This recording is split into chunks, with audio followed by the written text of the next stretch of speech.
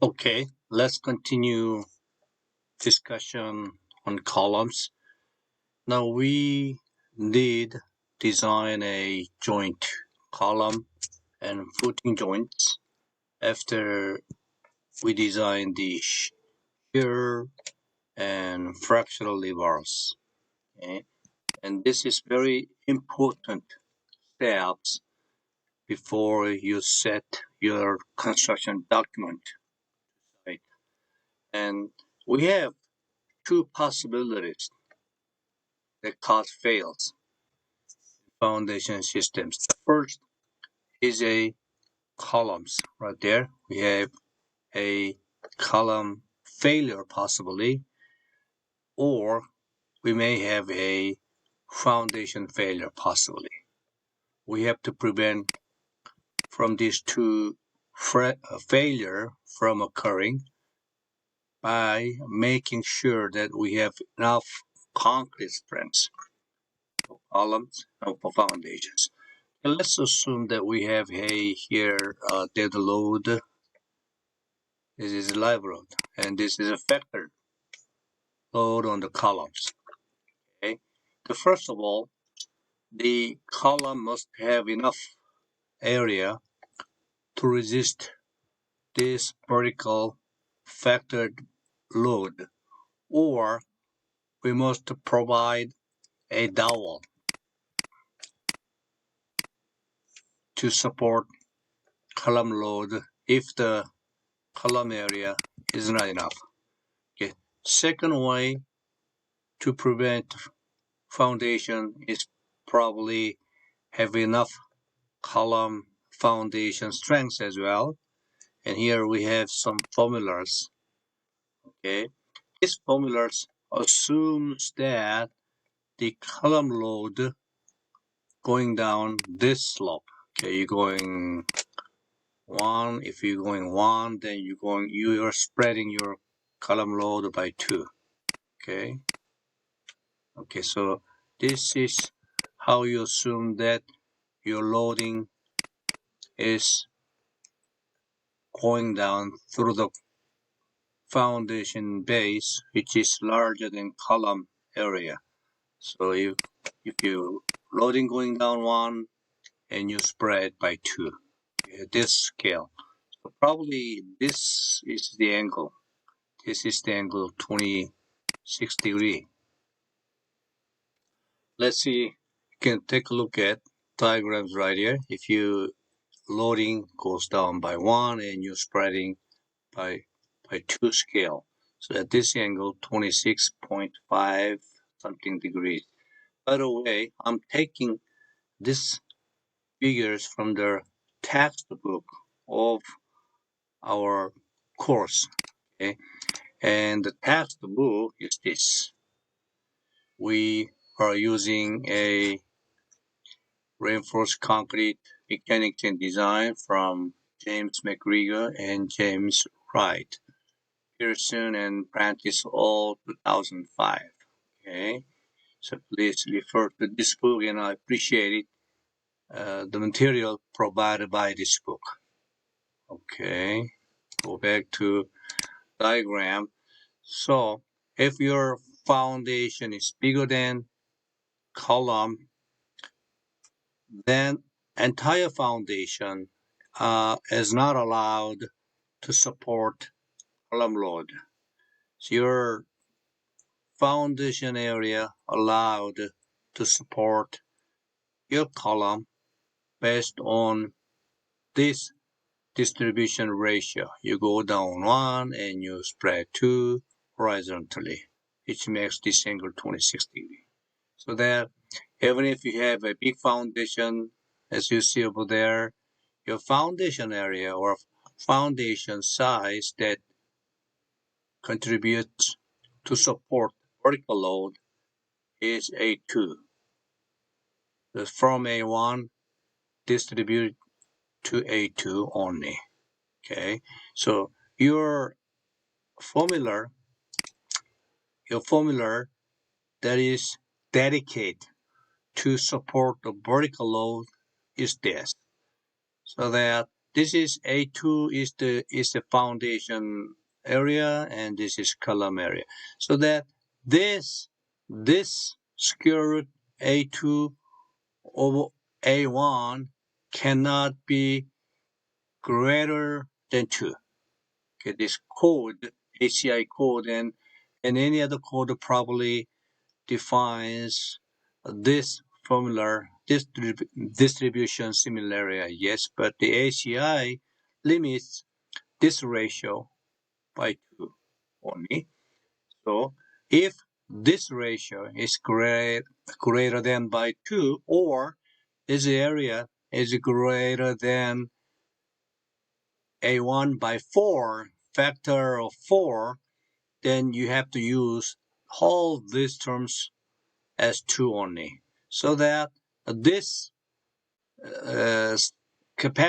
actual capacity, will become 1.7 phi factor AY, A1, A prime C. A prime C, of course, the concrete strength of the foundations. This is very important. Okay, you don't take all the foundation area, even if the foundation area is a lot larger than there are column areas. So let's take a look at the example. This is continued example. So A2 over A1, the one we see here in this example.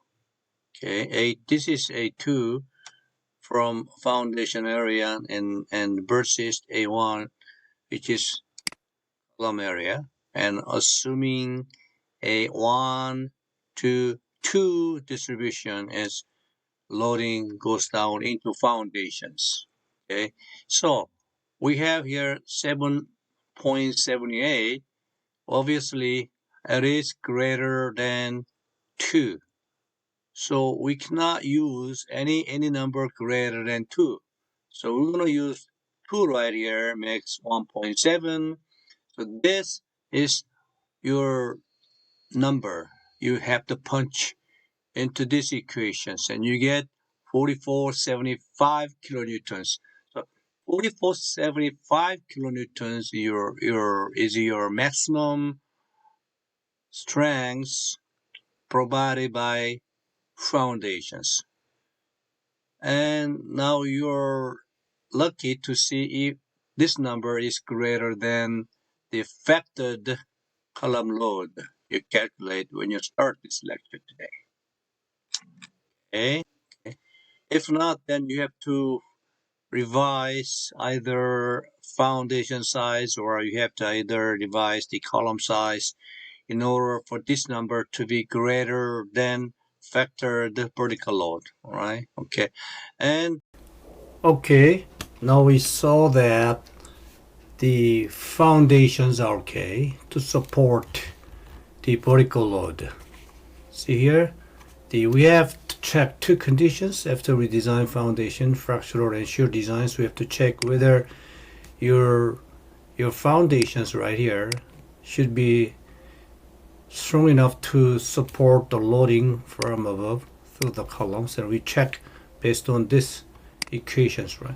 Basically, this equations is to use the foundation area, which is not greater than 4 times of column area, right? Because we limit A2 over A1 is equal to, and A2 is foundation area, A1 is column area, so that the foundation area A2 is equal 4 times A1.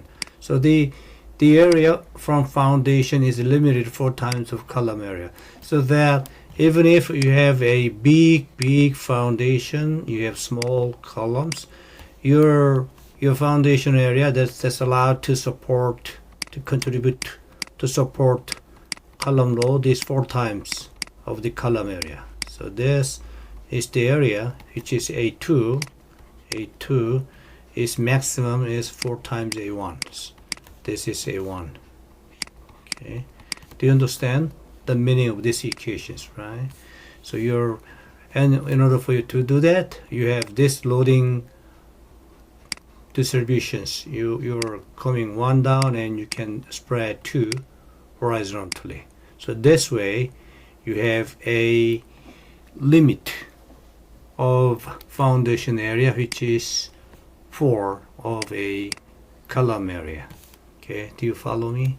So this is very important. So this equation tells that, and the maximum case, this is 2.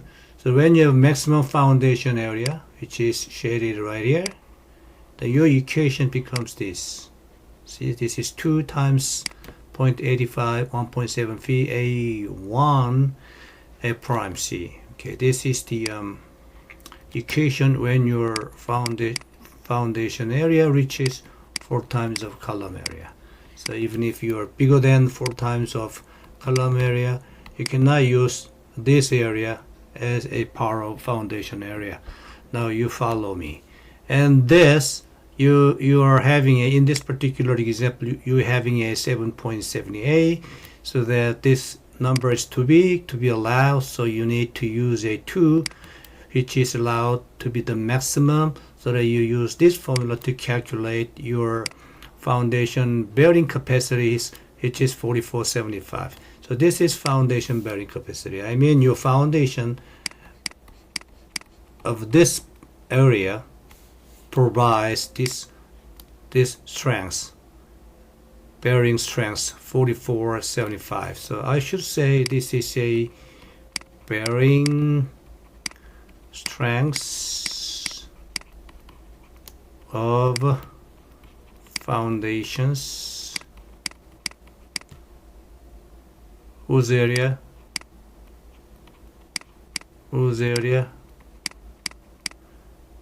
is 4 times the column area. All right, so bearing strength of foundation whose area is 4 times the column area. So that this is, by the way, is greater than the factor the actual load, which is 20 kilonewtons. So you're okay. The first requirements are met, satisfied, which means that your foundation bearing capacity. So here you're going 1 and 2, right? So that's the one side of the foundation that you can provide through the foundations. If you remember that, that's a somewhere A1 and A2 ratios. Okay. All right. Now next requirement or next condition that we have to check is whether your column can resist also the vertical load at the joint. For example, if you are having a column section, something like that, and now we don't have any problem here, the foundation bearing capacity. This is bearing capacity of a foundation. Now we have to check if we are bearing capacity of column here, right? Bearing capacity of columns. Okay, we have to check it. So we have to check both in bearing capacity of foundations and bearing capacity of columns. So we're going to check bearing capacity of columns based on this equation, where we have A1 is column area, of course, and FC is the column compressive strength. So we plug all the numbers here. 65, 85. This is phi factor, and we put them in the area of 150 square and 35 megapascals and all that, and we end up with a number which is 3916, and which is unfortunately less than the 4020, which is the affected vertical load. So we not done it. We do something about it, like we increase column size or we provide a rebar in the columns, so that if we cannot increase the column size, then we better put some rebars or dowels into the columns. and we choose the second way. This is the most easiest thing to do. When you change your column size, you need a lot of work. You gotta talk to the architect, and you don't want to do that. So we just go and check if you can add the rebar that compensates the differences. Compensates the differences. What difference is that? The difference between 4020 minus 3916, right? This difference must be provided by the rebars, okay, based on this formula. So this is what you have to provide in terms of the kilonewton, and you divide it by the Fy, because your formula here, this formula, so you calculate. This is your formula, right? Okay, this is your formula for strength of column. How much you want to add here? This is the question, right? How much you want to add here to get 4020, which is the factor vertical load, the differences, right? So you want to calculate the area, rebar area required by using this formula. Right? So the kilonewton divided by the stress is the area again, isn't it? And we need to multiply the phi factor, which is in now denominator, to divide to increase the area, right? Okay. So this is formula. So now we know this is 420 megapascal. This is 0.65, right? Okay, here 0.65, and now we calculate. We need 381 millimeter square, and the minimum is again 0.005, and this is what we have to do, and satisfy the minimum dowel area. We can add 19 millimeter of 4, right? So this is a additional rebar area or dowel area, rebar area. So this is your design. This is your design, and again, see here we have a 4020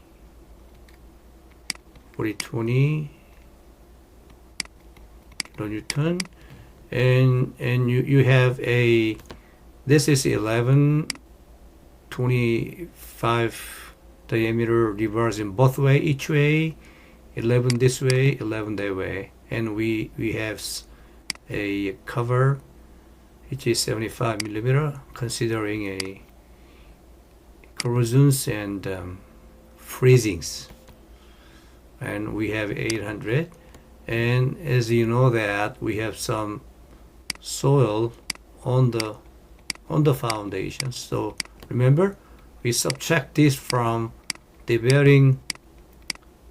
soil bearing capacity to get a net soil bearing capacity, and we had the basement surcharge right here, 5 kilonewton per meter square, and we also subtract the 150 millimeter slab of basement, right? So this is all must be subtracted from the allowable bearing capacity. This is from soils report, minus we have subtracted the thickness of the weight due to thickness of the foundations, and we also subtract the, let's say this is surcharge from basement, and let's say this is 3 surcharge, and then we have a slab thickness of the basement of slab, and so we subtract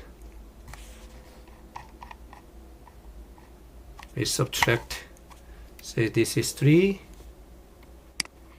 we subtract a soil bit on the foundation, then we get a what, net bearing capacity. Okay, this is review. Right. Okay, so this will conclude a design, right? Okay, let me just try to explain briefly one more time before we pass over to next topic.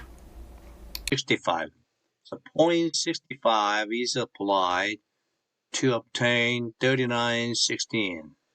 So obviously, this actual capacity, this design capacity, isn't it? Design capacity is less than or was calculated as a factor the vertical load. Factor the vertical load. So you're not done yet. You are not done yet. You need to something else to increase this value, which is greater than this factored vertical load. Okay. In order for you to do that, you need at least one of either increasing column size so that you can have this number is greater than this number, or you may have to place some additional levers to take care of these differences between these two values, right? Either increase column size, or you need to provide a vertical levers. Okay. All right. So let's go to and select levers to fix this design. Okay, so this is area, the bar area you need to provide. Okay, and this area is nothing more than a divide the additional strengths by the phi factor Fy. Okay, the Fy is, well, in this example we use 420 megapascal, and phi factor is again 0.65. Right, we have area of 381 millimeter, and you need to compare this value to the area of dowels. We have a dowels right here that we need to connect foundations and columns. So this dowel, the minimum area of this dowel is 0.005 times area of columns. So this 0.005 AG is 1013 millimeter. Okay, so we need to provide this at least. So we now have enough dowel area which is greater than the lever area which we have to provide to fix this design, right? So that we don't have to put extra column lever when we install a area of dowels which is 0.0005 AG, which is 1013 millimeter. Okay, so if we use 19 millimeter diameter dowels, we'll provide 1136 millimeter, which is okay, greater than what's been required by the foundations, nominal capacities, and dowel requirements. Okay. Design summary. The design that we performed so far summarizes as follows. Due to the vertical load, we need a dowel bars as written over there, 419s, and we have here levers placed in both directions, this direction and this direction, perpendicular directions, because the bending moments is acting both way. And we have 11.25 millimeter rebars at 75 millimeter from the edge of the foundations from here to here both ways, and we have 4-column 19 mm dowels. Okay, dowels here, levers for fracture, and we needed the 800 mm thickness of foundation to support this foundation from two-way shear, punching shear from one-way shear. And we had a soil here, we have a basement slabs, and we had another surcharge from the basement. Okay, this is very typical standard example of design for spread footing. All right, so we have loading here, we have a given bearing pressure, bearing capacities, and you wanna review thoroughly so they can design this type of foundation fast and accurately. Okay. Okay. I thought that the cursor was lost in the last video clip, so I'm gonna repeat the important part one more time. Cursors. Sorry about that. Here you see the vertical column lever stops right there. I gave you the reasons why it stops there. Because when we construct the foundation, you use as a dowel to connect the foundation part to the column part.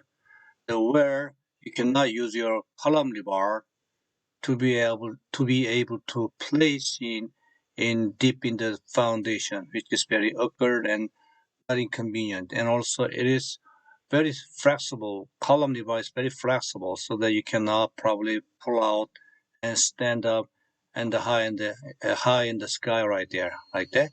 So it's better for you to use a dowel when you construct the joint, and you calculate the overlapping length, splice lengths with column structures, concrete structures over there. Okay, so that this splice length is calculated based on two things. The first thing is calculate column splicing length for dowel in the column concrete. Okay, so dowel in the column concrete, you calculate 676 mm. The specific formula is given probably in RC lecture of undergraduate students. Okay, and also the other splice length is obtained by the column lever and the concrete columns. So the column lever 25 millimeter with the same 35 megapascal, so which will give you 433. So the longest one will be your splice length between dowel and column levers in column base.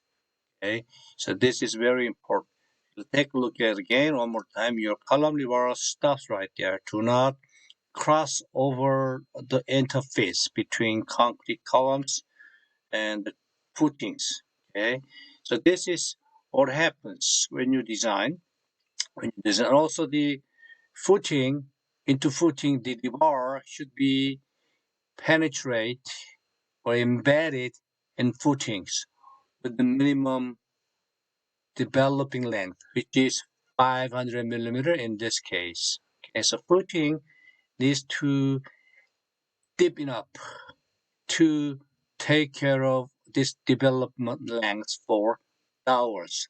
So dowel has 500 millimeter and also 676 millimeters spliced with the column lever on the bottom of column concrete. Okay, and we take a look at the stresses and forces, how the forces are transmitted from column to foundation, which is very important in detailing and finishing foundation designs. If you see over there, this is PC, which is provided by the concrete columns, and this is FY. A sub SC is representing a actual strength provided by the levers right there. So you have a total vertical strength provided by a column and provided by the levers right there. Okay, and you have to subtract the lever area from gross area, as all you know, right? So we have a, for example, 4,300 kilonewtons that coming from top of the building into this particular columns, and we have a 3,358 kilonewtons, and we have 942, which makes cancel or resist this concrete loading, right? I mean column loading. Okay, but the problem is your rebar goes down and stops right there. Okay, it cannot. But the big problem, is that the column rebar will stop right there. It cannot cross over the interface between column and foundation, so that your actual strength provided by the levers will stop right there, equal to 0 over there, as you see. So then you need to provide another strength to resist the lost strength by levers right there. So, and if you see if the lever goes and disappears, then you don't have to subtract ASD from AG anymore, so that your concrete strength will increase from here to here. All right. So this is what you gain by removing column areas. I mean the rebar areas. I'm sorry, rebar areas. Okay. But still you need this much more, because this is another portion of strength that you need to get from something else, and that is a dowel. Dowel can provide you this area, this much of the actual strength, which is calculated by ASDFI. Okay, so now at the interface, the strength compositions a little bit changes from these two components by concrete, by levers to concrete and dowel instead of lever, because lever cannot cross the foundations. Okay, and this is very important. Okay, let's take a look at the view one more time. See, as I said in previous lectures, the dowels are used to transfer forces across the column footing joints. Dowels are used because it is occurred, as I said, to embed the column steel in the footing and its unsupported height above the footing, and this is very difficult in in locating in its foundation accurately, right? So that the lever is better to stop lever at the face of the foundation when you pour the concrete, and it is very important. And also lever length, if lever length is long enough, then it's very hard to support lever in the air, because this is very flexible materials, right? And this is very important. And also we have to verify these four from concrete perspectives. These two are checking list for concrete perspectives. Crossing of concrete at the bottom of columns, which is resisted by the column bearing capacity. Okay, and if not, then you have to add column bars, levers, or you can use the dowel levers. Okay, and also you have to check your foundation bearing capacity is okay.